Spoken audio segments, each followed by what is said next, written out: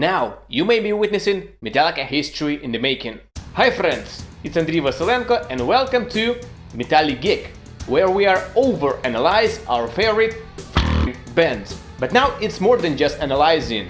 We are declaring a mission to interview the band. And today we start the road. Last week, Metallica finally released S&M², an event that took place last year, which was a celebration of the original Metallica and Symphony from 1999, which was partially conceived in the 1991, when Metallica collaborated with the late Michael Quen on Nothing Else Matters. But we can trace the classical thread all the way back to Cliff Burton, who was a fan of classical music and had formal education, and who taught Metallica the basics of harmony and composition. And so this sort of classical theme goes throughout the entire Metallica history, and sooner or later it had to find an outlet. And so it did. Now twice. And so today, me and my friend Eric will discuss S&M², how it turned out, does it sound good, does it look good, how Metallica performed 20 years later. Were the new symphony arrangement as great as those made by Michael Quen? May he rest in peace. I was really excited to see it in the cinema last year, and so were you, probably. So I have so many great things to say about this. But still, I got some criticism. And it happened to be mostly in the first part of the talk. So yeah, the goal is big, to interview Metallica eventually. The road may be long, but we start small. We have to deserve it, and with your help and support, we'll get there. It's gonna be a little editing here, so you may close your eyes and just enjoy the Metallica fan talk. And Eric may become our co-host of Metallica, if you like this guy of course, but I'm sure you will. Get comfy and enjoy the discussion. Hear me? Check, check. Hui. Please welcome Eric. What's up, guys? Alright, how do you feel about the whole thing? It has its pros and it has its cons. They wanted a much more of a connective experience with the audience this time, so it wasn't, let's say, as much of a studio version as the first S&M was. You can hear more of the crowd this time, more of that kind of atmospheric feel that you would feel like if you're in an actual stadium. And it had a much more of a live-based focused than the first one did. So it brought a different kind of not just a different vibe, but like a different soul and a different attitude to it, even with the same songs being played. Yeah, they are different. They are different renditions of the same concept. Metallica with Symphony. This is not just they copied S&M1. They brought a lot of new stuff, a lot of new colors to S&M2. On top of their 20 years older, and they have a new bassist. He's been in Metallica for 17 years, longer than. I know, he's still new to me, it's so weird. Yeah, time flies, but well, the comparison to S&M1, which was best S&M, we took out as a separate video you might have seen yesterday. Alright, we start from the very beginning. The very beginning is the same beginning of S&M1 too. The Ecstasy of Gold and the Call of Cthulhu. The first Symphony Cthulhu received a Grammy, actually, for the best instrumental metal performance. I think there's no such nomination anymore. That was epic. That was the first time they stepped on the stage and played with Symphony. Jason added his own touch to the bass line. He did not copy Cliff. And that's the point. And what do we have now? Rob did a great job, an amazing job on Cthulhu. But the point of Cthulhu, actually, the bass, leading bass, first half of the song after the clean intro, is bass taking the lead. It was quiet on Ride the Lightning. We could not hear what Cliff actually played, and that's why bassists love Cthulhu. But most of people actually might not realize what a great composition it is, because the mid bass, they cannot hear it. They cannot hear what is happening underneath guitars and drums. And Cliff did a basically 3-minute bass solo there. And because of that, they may think that Cthulhu is a boring composition.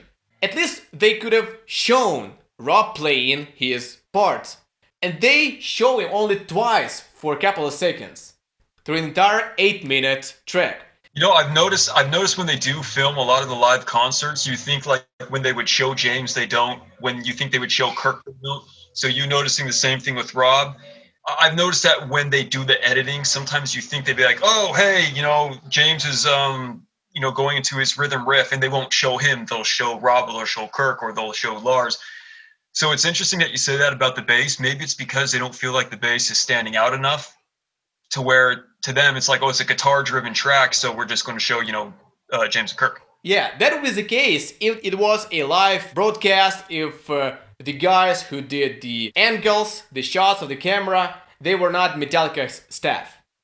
Right. But who edited S&M² for the official release? They were Metallica staff, and they should have known.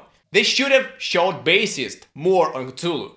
And they did not. Don't you think that bassist is doing his best to not fuck up the licks of Cliff Burton?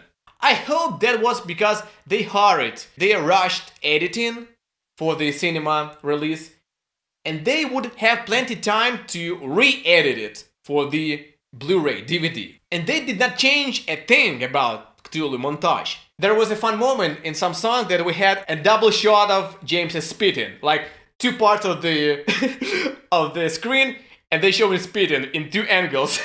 But they did not have time to re-edit Rob's performance. Maybe they'll do a sequel of Cliff and Maul and just call it Rob 'em All. For Whom the Bell Tolls was the most important part of For Whom the Bell Tolls. Well, you're a bassist, so I know you want to see like the bass like right there. It's like bring me the meat. It's Yes, right here. but the intro from the Bell Tolls is the most important part, and it is bass. It has to be in the front. It is hearable on Ride the Lightning, the album where we cannot hear much of Cliff actually, but the intro was there. And on S&M², they actually doubled the part with some, I think there was flutes. The double part, na. And we could hear the flutes, but not the fucking bass. I noticed that throughout the recording that there were certain things that took precedence over others. When you're kind of like, wait a minute, why is that? You'd hear the band more than the symphony, and then sometimes you'd hear the symphony more than the band. Make it loud as fuck in the intro bass, and then make it quieter. How could they not see the importance of bass in Cthulhu and the intro of Bell Tolls? Fuck the rest. But these ones do the proper work. Then we have The Day That Never Comes, the first out of 7 new arrangements for S&M². I had some mixed feelings about it at first, but I really, really liked how the symphony matched the melody and the groove that the guitar was. It kind of brought like another feel to it, another epic vibe. Overall, I think it was they did really good doing it with that, because you have a very long instrumental piece after love is a 4-letter word, and they go through that riff, and then they go for a couple of minutes doing the elongated instrumental section. It's just one of those songs where you feel like, does it sound better with the symphony or does it sound better without a symphony? And I feel like the symphony, in some parts it was better if it was just Metallica, but in other parts it was better with the symphony. And in terms of the symphony orchestration, I think they did a great job, even though you can already hear the difference between the previous song, what was it? The Bell Tolls in Cthulhu. The charts were done by Michael Kamen, and now we have something that was not done by Michael Kamen. Michael T. Thomas, yeah. He replaced Michael Kamen on this duty, a hard task to do a whole symphony with all the parts. How many people were there in the orchestra? Like 20, 30? So I would say somewhere between there, yeah. And they have to be like a puzzle. Yep. No one interferes with one another. And Michael Kamen was a genius. He could do layer on top of the layer, and different melodies, different part, different phrasing, and they were matched, inborn. And actually Michael Kamen did all the 20 songs in 1-2 months. Metallica cannot finish a fucking album in 8 years, and he came up with at least couple hundred parts for different instruments. Yeah. In a couple of months. That's amazing. The guy, he would be my grandfather, he probably thought that I better not overdo this. Best arrangements from the first one and the second one, and I noticed some similarities. But yeah, overall, I agree on that. And yeah, my most favorite part of the day, the orchestration, was where Kirk's solo was doubled by strings. Then we have The Memory Remains. My not so favorite Metallica song, But it sounds great live, especially the outro part where the crowd sings that part. It just is, because like James says to the crowd, let's see how loud you can get, you know, for this. And it's a great way to bring the crowd in and have them be a part of the band, so to speak. Yeah, and that's a rare case in Metallica songs to have this crowd moment. They should do this on the next album. That would have sounded so fucking cool with having a crowd in the background, and they were also playing, you know, the melody too on the guitar. Yeah. I'm like, that's fucking awesome. They should invite fans to record a section for the studio version of a new Metallica song with a crowdy vibe. Not to do just Metallica guys and then do 100 doubles like they did on the Die section. There was Cliff, everyone was in the studio shouting Die. At least one song with this moment on the next album would be appreciated. Something that Metallica have not done yet, to record fans. The thing is with Metallica is they don't only surprise their fans, I know they also surprise themselves. Yeah. Because, you know, they'll be like, oh man, this riff is so good, let's do this, or we're going to do that. And that's the cool thing is they like to challenge themselves, and that makes them that much better of a band because they're not going to be like, oh, what are they doing? What are these people doing? You know, it's kind of like, you know what? We like the sound of this. This is what we're going to fucking do. If anything, we can help you make next album. Right here. Memory Remains is the only song from Load Reload, to be on S&M². Outlaw Torn, I forgot. Outlaw Torn. Oh, yeah, 2 songs. One for Load, one for Reload. But on the other hand, S&M1 had like 5 or 6 songs from both Load and Reload because those were the latest albums Metallica had to promote. Yep. And so they included songs from those albums, both popular and not so popular. And this time they have Hardwired, their latest album, and they had to promote this album and to include more songs from this one. And we had Hell on Fire, Moth into Flame, and Confusion. Yeah. Hell on Fire, Moth into Flame were more like a predictable pick, and Confusion was more like, what? I was surprised. Songs. I was surprised in that. Yeah. And that's the next one, the 5th song, Confusion.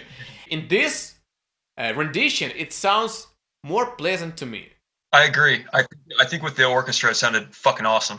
Symphony filled some gaps. If your song sucks, or it is rather mediocre, how to make it better? How to pull it off? Symphony. Put Symphony in it. That's right, man.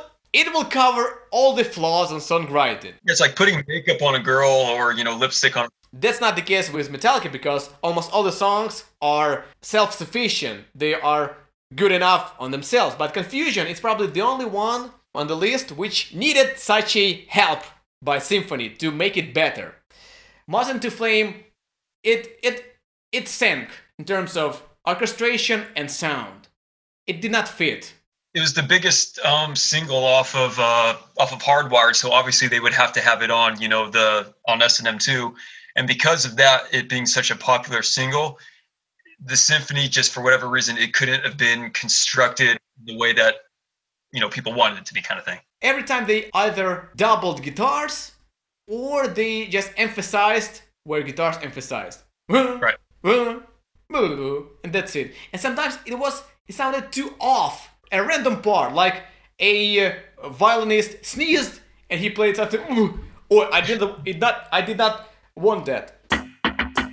The Outlaw Torn. You know, I have to say, if I had to pick one song that was the best, it was Outlaw Torn. And I love the fucking way the guitar, when the guitar riff comes in, the main riff, it's just, it's prominent. It didn't take a back seat. It took the, you know, fucking center stage.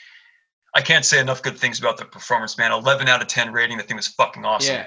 Both times, 1999 and 2019, both times, the Outlaw Torn was the highlight of the show.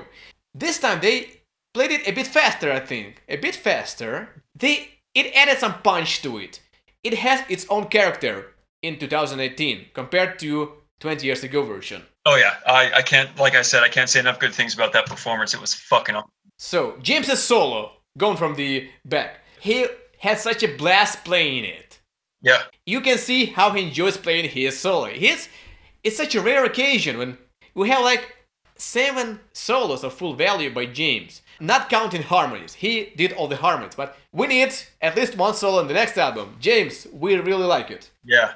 He brings a different vibe. He really puts his like whole life and energy source. It's very like it's melodic and it's emotional. You know, watching somebody play like blues guitar and they're shut off to the rest of the world kind of thing. Yeah, and he knows that he has on the one shot on the album to have a solo. So he puts everything into it, he works on it. He does not throw it like on the latest album. Kirk came into the studio, alright, I'm ready. He half improvised all the solos. Right. That's not his approach. James likes to elaborate on his shit. The drum fills, again, Lars a bit spoiled this performance with his drum fills. But that's not, let's move on to the good stuff. Like, Lars, like, don't fucking do it! Oh, James's vocals were awesome on Outlaw Torn too.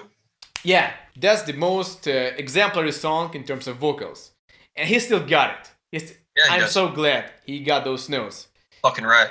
That's the song where Kirk uses slide to play a solo. Yeah. And we talked about the Metallica Sound Police. Whenever Kirk tries to incorporate slide or whatever unusual, the guys say, no, that's not, Metallica Sound Police does not approve it. Right. For fuck's sake, the Outlaw Torn, you play it live now. You don't mind slide now, but you don't allow it on the new record. Yeah, I think, you know, it's whatever sounds great, go with that, no matter how different or how, you know, the same it might be from before. Sounds good, put it in. Yeah, we'll see. So, again, new suggestions for the next album. Allow Kirk to do some weird shit. Wasn't there talks during S&M² to include Wasting My Hate and Fade to Black? Because I remember a lot of fans are like, dude, you guys should play Fade to Black. But it sounded like there was some kind of orchestral arrangement that wouldn't like mesh well or some shit. I can't recall on that. That's weird. Fade to Black was born to be performed with orchestra. They asked what was the most difficult song to be played with Symphony. And they said, no, there was none. We had the other problem. We had too much songs to pick to make arrangements. Yeah, that's a good problem to have though. So, since they did not have that problem anymore, why didn't they include more of the iconic songs? They planned Unforgiven and Fade to Black for S&M², but there were some problems, yeah. They could not make it work as proper as they wished. At least have 2 new songs. That was my biggest bummer about S&M² is that they did not have any new material. Yeah, they have 7 songs, new arrangements. Only 1 song from before 2000s. Anesthesia. We don't I even don't need have the right words. That was unexpected. That really did justice to the whole pre-2000 era of Metallica. That tribute to Cliff Burton. I would be alright with not having Fade to Black, with not having Orion. That rendition of Anesthesia made up for it. They should have that guy come in for the new album. Interesting. I made some predictions a year ago what the set list would be like. But actually I was so optimistic about it. I hope they would include most of these songs would be new arrangements. And they will throw like a couple of best hits from the S&M² like No Leaf Clover, Nothing Less Matters, and the rest would be all the new songs that they have not done with Symphony. Fade to Black, Orion, and all the good stuff. Right. I should have foreseen that they would take more pragmatic approach. They would take 14 songs from S&M² stuff written by Michael Kamen. They played it. That actually makes sense. It would have been cooler with the newer set list because the great thing is that you've already got all those on S&M². Having something completely new and different on S&M² would have been awesome. But that would be quite a work. So much work. And they promoted it like we celebrate S&M², 20 years. So we will play most of the songs from S&M² because we celebrate it. And to see how we, 20 years older, perform it now. Yep. The Unforgiven 3, another highlight, without which it would have fallen apart. James said that he was nervous about it, and we could see that. He was like, what the fuck I'm supposed to do with these hands? And yeah, I know. You don't have a guitar to kind of you just feel like you're exposed. Yeah. He did a great job. He was all exposed with this song, which is so personal to him. He said that the Unforgiven 3 was his favorite part. I actually broke down all 3 Unforgivens in the video from June, I think. I'll leave a link. All the three unforgiveness, what makes this trilogy so great. Such a smart decision to let him just sing. Absolutely. Sing it out, to tell the story himself. The man tell his story. Without the guys, without those fuckers who just made it too loud to hear James. Yeah. The Symphony did a really good job. That riff and the main riff in Unforgiven 3 flowed very well when it came down to being used with different instruments. I thought it was a really good pick that they did, and it couldn't have been done better. Yeah, and the intro of the Unforgiven 3 is an already symphony piece. It had horn, strings, piano. Letting James sing was the final touch. And maybe that version did justice to the song and more people come to like it more.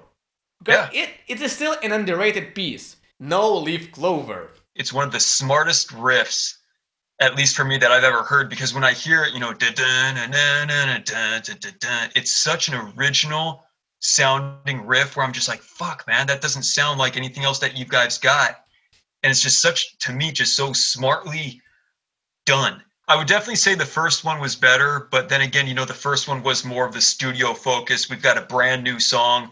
They tweaked it, they polished it, they used autotune. Oh my god, autotune. We'll get to it a bit later about autotune. Or fuck it, I'll discuss it now. S&M1, S&M2. S&M1 is filled with autotune. It was annoying, but at that point, it was something new. So Metallica, we'll try it. Yeah. And they really did over the top completely on S&M1. On S&M2, there is probably a little bit of autotune, maybe. The crappiest thing about S&M1 was that it has such an annoying autotune, especially on Nothing Less Matters. I cannot listen to that performance of that song. I cannot. My ears bleed because of autotune. I feel like S&M2 was the live version of S&M1, the studio record. Yeah, it was more stripped down. You hear how we play. We're not afraid to show our mistakes. There were few mistakes. And I'm sure there were few mistakes on S&M1 too. But they wanted to make it a perfect album. I think if people look at it that way more, they'll enjoy and appreciate both S&M1 and S&M2 more. Because if they look at it like S&M1's the studio recording, S&M2 is the live recording, I think people will be like, oh, okay, yeah, that's pretty badass now. And then Hail and Fire. Oh, yeah. You know that I don't like this song as much as you do, as much as most people do. Because it's more like a stitched together riffs, without much transition between them. It resembles Fade to Black. They deliberately made it reference to Fade to Black in the song. Especially the outro and the overall feeling. Like it's Fade to Black's cousin. Because Fade to Black's kids are The Unforgiven, 1, 2, 3. Those are Fade to Black's kids. And this is like cousin. They could have done better job making this song more a consistent flow without stopping and boo, and then you have the new part. Several riffs without much connection, they just boom, boom, boom. Oh, kind of like Spit Out the Bone was in a way. Spit Out the Bone kind of had that too. And they shortened Spit Out the Bone. Spit Out the Bone was almost 10 minutes. Yeah. They should have shortened Hell of Fire too. Again, Metallica, we will help you make another record. Greg Fiddleman will be your assistant. We can help, do whatever you need. Do you remember when Bob Rock got a lot of shit because he would always tell them to try to do something else? And, Metallica plays by their own rules, which is the only way to do it. But then they started kind of coming on board to that and going, okay, let's do that. And I think they do not regret a single moment doing that. The Black Album has balance. Hardwired attempted to have that balance, but again, maybe that's because they don't have Bob Rock anymore. or us. Or us, yeah. That's the key word. We're such smart asses. We know all this stuff, yeah. They're going to look at this and be like, what a bunch of shit. The great thing about SM2 setlist, what they did not on SM1, they did covers. 2 covers, and not covers of some rock songs, but classical pieces that really fit in Metallica sound, because Iron Foundry was composed to replicate the sounds of a factory, all these cycles, gears moving. They have riffs in them, something that the piece was ahead of its time. Ostinato is that when a short melody repeats. It was not that popular up until 60s, when rock and roll, heavy metal reinvented riffing for guitar. Right. I think Kirk, where he did the he does that little Yeah. It would have been cool if then they all of a sudden went into like another classical music, almost like a medley. They should have done something like Merciful Fate medley. Fucking But awesome. again, I think they needed to stay focused, and they needed to find the most efficient way to make it happen. Medley would be too much. They would be spreading too thin. Wishful thinking, and it's a good thing that you're mentioning that, because people being fans aren't going to know the amount of labor and hard work that go in it unless they're in Metallica shoes and they realize, holy fuck, man, there's a lot more to this than we thought. So that's a very good observation that you said. I agree with you. As much as we can wish for it, we still got to realize what you're wishing for and realize, oh shit, they're doing other tours, they've got their family, that this is something that requires much more time. Cliff Burton would have approved it. Imagine Metallica doing a metal version of some Beethoven or Bach. The whole S&M enterprise is also partly tribute to Cliff Burton, to his classical roots, to his academic knowledge of music. Something that I wish Cliff was part of. Yeah. Oh, I know he appreciates it, man. I'm sure he liked S&M1 and S&M2, especially probably S&M2 because of the pure focus of live. More of a connection with the instruments rather than a connection with technology on how to make the instruments sound a certain way. Comments. What do you guys, friends, think about S&M2? As I scroll through your comments, a lot of things you say that we did. Like, a lot of you say that the biggest issue of S&M2 was too much songs from S&M1. This record is much better than the 99's one, but there's still no Orion. Yeah, Anesthesia was a quite fair trade. I personally really enjoyed it, but the biggest issue for me is the returning songs from S&M1. Yeah, we needed more new songs. I think we both agree on that. Yeah. Also, it feels like they could have included Minus Human instead of some weaker song. Yeah, Minus Human would have kicked ass. I love that song, man. Minus Human, dude. It's such a great driving song. You just turn it on, you just fucking cruise. It's an underrated song in my opinion. Yeah, but they might have decided that No Leaf Clover would be enough for the set. That's the hit, that's the single, that's the song that everyone knows. But again, confusion. Why? I rediscovered my love for Outlaw Torn. I think a lot of guys would share it too. They took some risks, some paid off, some did not. Such is life. But again, that's the point to compare how they perform 20 years later. And in general, they did such a great job. They were also engulfed by the symphony. I kind of preferred it in the first one where you just had no obstruction of the band. They were just kind of in this fishbowl. The mixing. A lot of you point out the mixing, bad mixing. I'm not much of a mixing guy. Maybe sometimes drums were too loud. Sometimes symphony was louder and quieter. The balance, what we should listen to more, guitars, vocals, symphony, drums every time. Because Lars took the spotlight. As a standalone product, S&M2, my only gripe was that there were just no brand new songs that they wrote, that no one has ever heard. Other than that, I said, I'd probably say an 8. To be honest, an 8.5 out of 10. It was a very great album. It's a fucking damn good album. And that's coming from a live album that didn't have that studio influx or anything. This is, Saint Anger was recorded. Very just kind of gritty, grimy, more of that garage feel. This had more of that theater feel. I would do an 8.5, borderline 9, actually, when I think about it. The fact that they picked a set list from all their albums, great idea. But changing it up a little bit, because, I understand it's a live concert. People want to hear their classic songs. I understand that. But I see where they were kind of damned if they do, damned if they don't. So I know they're we have to play our classic songs, but we also want to implement newer songs. So it would have been cooler if they implemented some songs from those albums, like Fade to Black from Ride the Lightning instead of Call of Cthulhu. Yeah, but I think they had a hard choice to pick. They wanted to do tribute to Cliff Burton, and they had Anesthesia, Orion, To Live to Die. 3 songs. They had to pick one. Yeah. And they went with anesthesia because firstly, that's easier to make. And secondly, and maybe firstly, it was such an unusual and unexpected and badass version. They could not play all the three, anesthesia, Orion, Tools to Die, because that would be too much. They needed one place of the gig, all for Cliff. All for Cliff. When you go into the details like that, it really kind of puts the listener into a different position to be like, you know what? The album's actually better than you would think if you didn't really kind of get down to those fine details. Like when you mention all that kind of stuff, and I'm like, okay, you know, I'm going to give it an 8.5. If you look at it from what they had to go through, what they had to pick, and try to get the final product out there, because S&M existed, I would give it an 8.5 because it had the 2 brand new songs. But as a standalone, if S&M1 did not exist, a 9 out of 10. They had to give up 80%, more than 80% of their songs. And, well, they had to consider the most efficient way to make it happen. Michael T. Thomas did a great job. Still did a great job. Absolutely did. Could have been more layers, but they played safe to make it not overdone.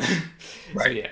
It's a great album. You know, I'm very fucking happy that they did it. I tried to go to the concert, but you know, the legacy members had the opportunity. And I hope S&M², will inspire Metallica to do their next album even greater, to include some things, to include some ideas from S&M. We'll see. The new album is coming. I hope next year they have a lot of ideas. They have a lot of energy. Hire us. We're not that expensive to hire. Fuck, I'll do it for free. Definitely, we're gonna be cheaper than that psychiatrist you hired on S&M². 2 questions at the end. First, what question would you ask Metallica and who? If I have this opportunity, I'll ask them. Just as an interview, the only question, to be honest, would probably be to Kirk, and that's who wrote what riffs? What are all of your riffs? Yes. What are Cliff's riffs? And what are Dave's riffs? That would be the only question I would have to ask them. All of the riffs, not just some, just all of them. The ultimate list, all your riffs. That's actually the meta mission of this podcast, to find out all the Kirk's riffs. Yeah. That's the main question. And the second question would be, actually you suggested this question. You have the list of questions to Metallica you shared with me. That caught my eye immediately. Alright, answer this. Okay. Boobs or butts? Oh, fuck, man.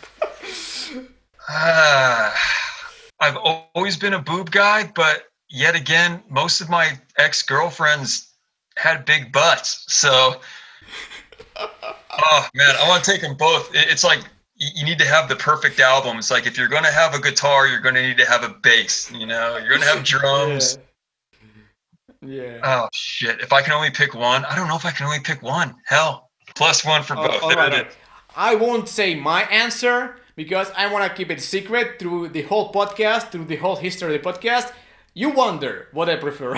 If it becomes a tradition, I will ask the same question to all the Metallica members. Team boobs or team butt? That was a rough start. Maybe somewhere in the future, down the road, we'll have this way James Hetfield, Kirk, Lars, Robert, Jason, Bob Rock, and you did a great job. You are inborn podcaster, host, talker. To the fans, hey, you know what? I'm a fan of Andriy because that's how I discovered, him in the first place, seeing his videos and everything and Instagramming him. What this guy does, man, goes above and beyond what I've seen on, anybody who follows an artist and whatnot. And we have our similarities and our differences with Metallica. And, given this opportunity right now, he's in Ukraine, I'm in California. I mean, international compatibility, it doesn't matter how many thousands of miles there are. And I think we're both in agreement too, especially with right now. The album was fucking awesome. Regardless of what gripes we had, amazing fucking album, and you guys need to go and fucking buy it. It's worth every fucking minute. Man, I'm so grateful. Thank you, man. It was such an experience, and I hope to see you more, maybe in every other episode of Metallic Geek, and in between, we'll do shows with the other guests. First, with the Metallica fans like you and me, suggest the bloggers, suggest the musicians who are serving Metallica community, and they will gradually earn the spot to be with Metallica. Final words, couple of words. Thank you for listening, and like Andre says, keep it metal. Thanks for listening and watching, and hear you next time, friends. Hui! Hui!